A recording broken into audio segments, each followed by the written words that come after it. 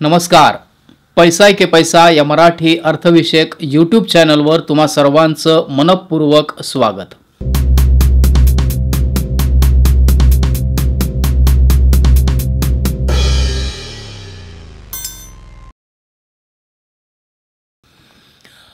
गुंतवणुकीचा सुवर्ण काळ म्हणजे ॲक्च्युली हा जो व्हिडिओ आहे तो मी डेडिकेट करतो अशा एज ग्रुपला जो ग्रुप आता जस्ट कमवण्याच्या मार्गावरती आलेला आहे.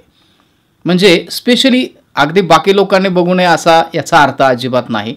कारण गुंतवणूक कधी स्टार्ट करावी असं जर कोणाला विचारलं तरी तुम्हाला उत्तर मिळेल की कधीही केली तरी चालते.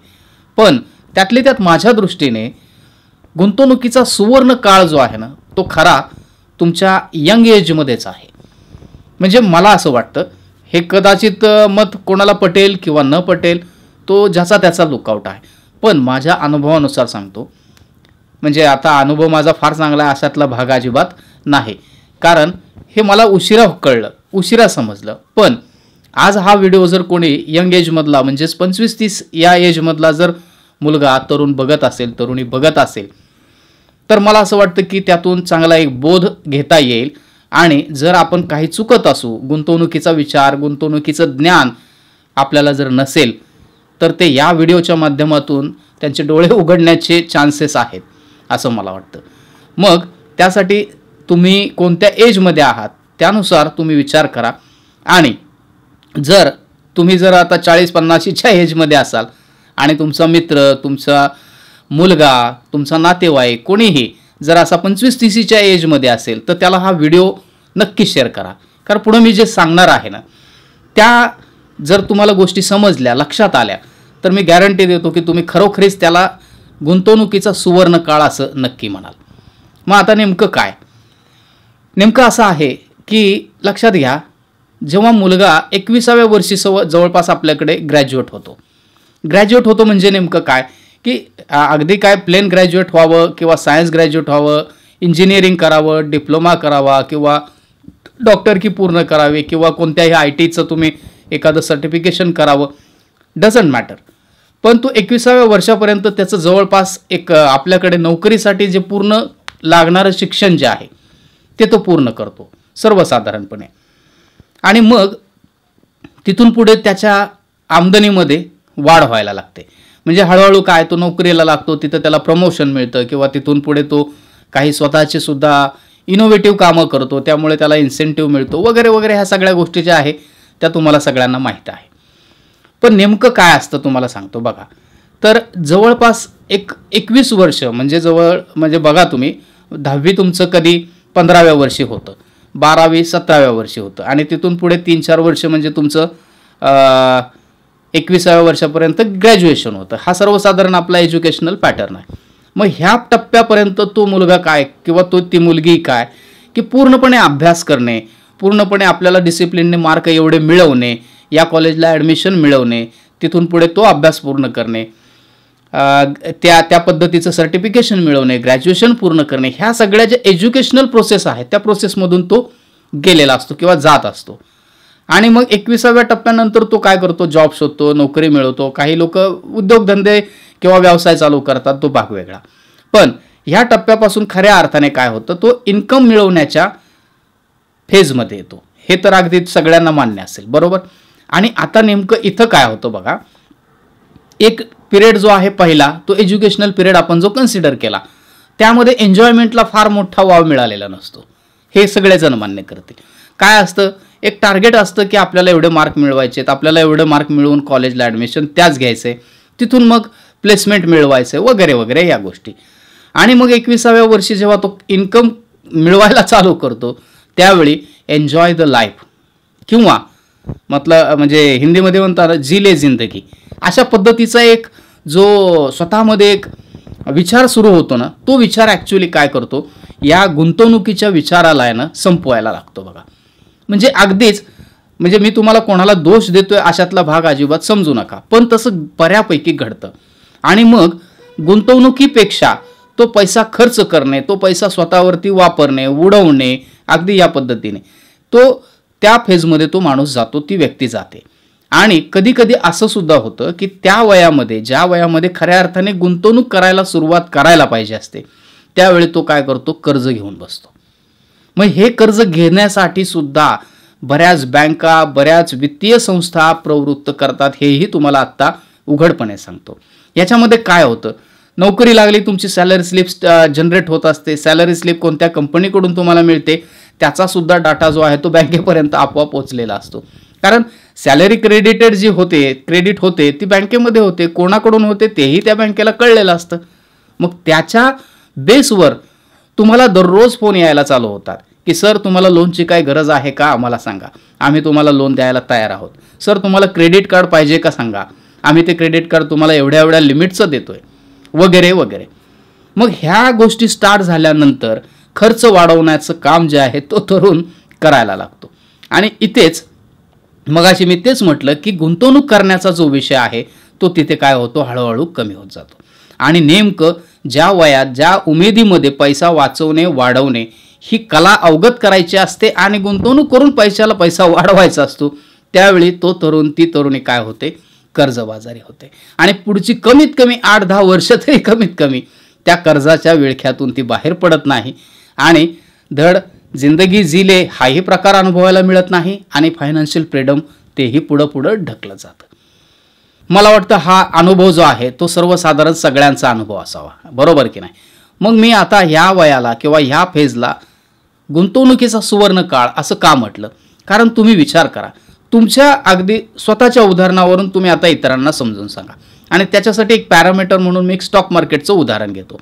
तुम्ही इतर कुठलंही उदाहरण घ्या, पण एक स्टॉक मार्केटचं उदाहरण मी का घेतो, त्याची आकडेवारी जी आहे ती सहजासहजी लक्षात येऊ शकते म्हणून. आता तुम्ही तरुण होता त्यावेळी, म्हणजे गेल्या एक 20 ते 25 वर्षाचा कालावधी तुम्ही आठवून बघा. त्यावेळी स्टॉक मार्केट किती होतं, म्हणजे निफ्टी किती होता किंवा सेन्सेक्स किती होता, विचार करून बघा. तर 20-25 वर्षाच्या कालावधीमध्ये बघितलं तर हार्डली 3,500 ते 5,000 या रेंजमध्ये काय होतं, निफ्टी होतं. निफ्टीचा पुढे विस्तार होत होत होत आज 2025मध्ये ते किती आहे, 25,000पर्यंत आहे, बरोबर. किती पट वाढलं, 5 पट, बरोबर. 5 पट निफ्टी इंडेक्स वाढला, बरोबर. मग आता तुम्हीच मला सांगा, काही स्टॉक तर 10-10 पट वाढले आहेत. म्हणजे तुम्ही जर थोडंसं पाठीमागं जाऊन बघितलं की हा स्टॉक जो आहे तो 2006-10 या दरम्यान किती होता, तर तुमच्या लक्षात येईल 15 ते 20 वर्षामध्ये तो 10 पट 15 पट सुद्धा वाढलेला आहे. म्हणजे आज मग हे जे आहे ते व्हॅल्युएशन त्याचं वाढलं. आणि मग काय होतं, मग आपण आता ह्या वेळी विचार करतो की अरे त्या स्टॉकमध्ये मी जर 2006 साली 2005 साली जर मी एवढे पैसे टाकले असते तर आज किती लाखो असते, आज किती कोटी असते, बरोबर. मग मला सांगा, जर असं वाटतं तर त्यावेळी तुम्ही का गुंतवणूक केली नाही, हा प्रश्न विचारला तर आता मी तुम्हाला उदाहरण म्हणून सांगतो. मी स्वतःचं स्टॉक मार्केटमध्ये मी गेली 2006-7 पासून आहे, हे मी गेल्या अनेक व्हिडिओमध्ये तुम्हाला मी सांगितलेले. पण तरीसुद्धा तीच चूक जी मी पहिल्यांदा सांगितली ती मी सुद्धा केली. म्हणजे त्यावेळी मी सुद्धा नवीनच नोकरीला लागलो होतो, भले पगार कमी होता पण मला नॉलेज तरी होतं आणि त्यामध्ये मी गुंतवणूक सुद्धा करत होतो. पण कन्सिस्टंट ती गुंतवणूक वाढवत जाणे आणि त्यामधून छोटासा प्रॉफिट न घेणे आणि ते तसेच पैसे तिथे ठेवणे हे मलाही जमलं नाही. आणि न जमल्यामुळे तितके लाखो तितके कोटी मला कधीही मिळाले नाहीत, हे सत्य सांगतो. म्हणजे काय की हे अनुभवातून आलेलं ज्ञान. मग आज सुद्धा असं नाही, मग आता त्यावेळी सुद्धा म्हणजे आता जर तुम्हाला म्हटलं की त्यावेळी 3,500-4,000 हा 5,000 निफ्टी होता, मग 5,000वरून तो 20,000 जाईल किंवा 25,000 जाईल असं तेव्हाही वाटलेलं नव्हतं, हे सत्य सांगतो. म्हणजे आज सुद्धा आता एखादा तरुण आहे, आज 25,000चं मार्केट आहे, मग त्या मार्केटमध्ये आज गुंतवल्यानंतर मार्केट 1,00,000 जाईल असं वाटेल तर कोणीही शंका घेईल, शक्य आहे का, अशक्य आहे, कदाचित ते होईलही, पण आज गुंतवणूक तरी तुम्ही स्टार्ट करा. म्हणजे हे एक उदाहरण मी तुम्हाला सांगितलं. म्हणजे तुम्ही स्टॉक मार्केटमध्येच गुंतवणूक करा असा माझा अजिबात सांगण्याचा उद्देश नाही. तुम्ही सोन्याचं उदाहरण घ्या, तुम्ही पाहिजे तर पाठीमागं जाऊन थोडा हे सर्च करा, 2010च्या दरम्यान सोनं किती होतं आणि 2025मध्ये किती आहे. म्हणजे माझ्या माहितीनुसार त्या निफ्टीच्या त्या लेवलप्रमाणेच मला वाटतं तेव्हा, म्हणजे माझ्या म्हणजे विस्मरणात जर जात असेल तर तुम्ही करेक्ट करू शकता, 6-7 हजार रुपये तोळा होतं. म्हणजे विचार करा, तिथून ते आज किती आलंय, 1,17,000. वाटलं होतं एवढं सोनं म्हणजे वरती जाईल. मग ती तेव्हा केलेली गुंतवणूक जी आहे तो माझा सुवर्णकाळ होता, तसाच तुमचा सुद्धा अनेकांचा सुवर्णकाळ तो होता.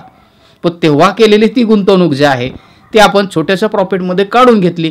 10-20 वर्ष आपण थांबू शकलो नाही, म्हणून मोठा प्रॉफिट जो आहे तो आपण घेऊ शकलो नाही. आलं लक्षात? म्हणजे म्हणून मी तुम्हाला म्हटलं की तो काळ जो आहे, आणि मग त्यानंतर काय होतं, तुम्ही कर्ज काढता, कर्ज काढल्यामुळे पुन्हा ती कर्ज परतफेड करण्यामध्येच आपलं निम्म आयुष्य निघून जातं. हे सत्य आहे की नाही? मग ते जर सत्य असेल तर याचा अर्थ काय, की ज्या वयामध्ये गुंतवणूक करण्याचा कालावधी आहे, सुवर्ण काळ आहे, त्या कालावधीमध्ये आपण कर्ज काढून पुढे कर्जफेडी करण्यामध्येच आपलं आयुष्य आपण गमावून बसतो.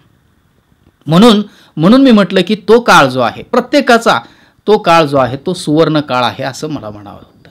आता ह्याचनुसार मी तुम्हाला इतर अनेक उदाहरणं देऊ शकतो. महागाई किती वाढली त्याप्रमाणे सगळ्या गोष्टींच्या किमती वाढल्या. एखाद्याने धंदा चालू केला असेल, बिझनेस चालू केला असेल, त्याचा एका ब्रँचपासून दुसरी ब्रँच तयार झाली असेल वगैरे वगैरे, ज्याच्या त्याच्या त्या प्रगतीचा भाग आहे, त्याच्या कन्सिस्टन्सीचा भाग आहे, डेडिकेशनचा भाग आहे. पण एवढं मात्र नक्की आहे की त्या रुपयाची, त्या गुंतवणुकीची किंमत जी आहे ती मात्र भयानक वाढली, हे मान्य करावं लागेल. आणि म्हणूनच मी आजही तेच सांगतो की जर आजची तरुण पिढी जी 20-25च्या एजमध्ये असेल, त्यांनी आजसुद्धा गुंतवणूक ही हळूहळू स्टार्ट करायला हरकत नाही. आणि ती गुंतवणूक जी आहे ती छोट्याशा प्रॉफिटमध्ये पुन्हा काढून घेणे आणि पुन्हा रिइन्व्हेस्ट करणे, असं काही तुम्हाला जमू द्या, पण इन्व्हेस्टमेंट करत राहणे हा जो एक छंद लावून घेतला तुम्ही, तर तुमचे आयुष्यात पैसे बनलेच म्हणून समजा. पुढच्या 8-10 वर्षात, 15 वर्षात, 20 वर्षात सुद्धा काय असतंय की हे महागाईप्रमाणे सगळंच वाढत जातं आणि त्याप्रमाणे सगळ्या गुंतवणुका ज्या आहेत त्या सुद्धा वाढत जातात. आता अपवादात्मक FDचे व्याजदर आहेत ते कमीच होत गेले. जे पहिल्या म्हणजे फार पूर्वी 5 वर्षात पैसे डबल व्हायचे, पुन्हा 7.5 वर्षात ते डबल व्हायला लागले, पुन्हा 10 वर्ष, 15 वर्ष, आता डबल व्हायला 20 वर्ष सुद्धा जातात. म्हणजे काही अपवादात्मक अशा गुंतवणुका आहेत की जिथे ते पैसे तेवढे वाढले नाही, पण अशा काही गुंतवणुकाच्या जागा आहेत अजूनही की जिथे पुढे सुद्धा चान्स आहे की तुमचे पैसे कित्येक पटीने वाढू शकतात. त्यामुळे मला असं वाटतं की आज तुम्ही सुद्धा म्हणजे जे 25 ते 30 या एजमध्ये आहेत, 20 पासून पुढच्या, तर त्या लोकांनी, त्या तरुणांनी तरुणींनी काय करावं, तुमचा छोटासा पार्ट का होईना, म्हणजे अगदी 10% 20% अमाऊंट जी आहे ती अमाऊंट का होईना तुम्ही काय करा, इन्व्हेस्टमेंटला स्टार्ट करा. आणि ती कन्सिस्टंट इन्व्हेस्टमेंट जी आहे ती तुम्ही वाढवत जा. तुमचे 100% पुढच्या 10 ते 15 वर्षात फायनान्शियल फ्रीडमसाठी पैसे तयार असतील, हे गॅरंटेड मी सांगतो. मग आता कुठे गुंतवावेत, काय गुंतवावेत हा प्रश्न जो आहे तो आजचा विषय नाही आहे, त्यामुळे मी हा विषय पुढे वाढवत नाही. पण तो सुवर्ण काळ जो आहे तो तुमचा 20 ते 25 इथून स्टार्ट होतो, हे विसरू नका. मला एवढं ह्या व्हिडिओच्या माध्यमातून सांगायचं होतं, म्हणून मी हा व्हिडिओ बनवला आहे. म्हणजे रेग्युलर टेक्निकल मी नेहमीच म्हणतो, माझे विषय जे असतात ते विषय नेहमी असे थोडेसे वेगळे करण्याचा मी प्रयत्न करतो. म्हणजे ते प्रत्येक वेळेस तुम्ही हे इथे गुंतवा, मग एवढ्या वर्षाने तुम्हाला एवढे मिळतील, तेवढ्या वर्षाने तेवढे मिळतील, हे असलं सांगत बसणे आणि ते म्हणजे खयाली पुलाव त्याप्रमाणे त्या आकड्यांचा खेळ तुम्हाला दाखवत राहणे, हे मला जास्त पटत नाही.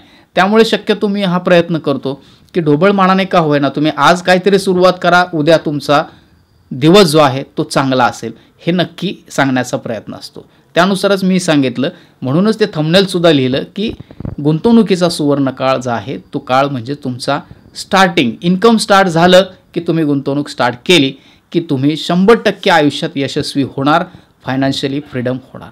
चला, थोडी जरी व्हॅल्यू ॲड झाली असेल किंवा थोडंसं इन्स्पिरेशनल असं तुम्हाला वाटलं असेल तर नक्कीच व्हिडिओला लाईक करा आणि अशा यंग जनरेशनला हा न विसरता व्हिडिओ जो आहे तो तुम्ही शेअर करायला विसरू नका. चला, थँक्यू, धन्यवाद. आणि यंग जनरेशन आजपासूनच काय करा, गुंतवणुकीचे मार्ग शोधा आणि गुंतवणूक स्टार्ट करा. धन्यवाद.